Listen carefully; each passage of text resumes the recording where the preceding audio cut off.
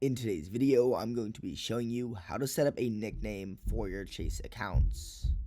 As of March 18th, 2025, setting up a nickname for your Chase account directly through the Chase mobile app is not explicitly supported. However, you can use the Chase website to set nicknames for your account, and this is how you do it. So first you want to log into your account online. So go to chase.com and sign into your account. Then access profile and settings. So click on the menu icon, the three horizontal lines in the top left corner. Select profiles and settings from the menu. Navigate to account settings. So click on account settings. Then you want to nickname accounts. So look for an option to nickname accounts. If available, select it and follow the prompts to add nicknames. Then enter the nickname. So for each account you want to add a nickname, enter the desired name in the provided field. Finally, you can save your changes. Then once you've added the nicknames for all the desired accounts, click Save Changes. If this video helped you, make sure to subscribe. But for now, goodbye.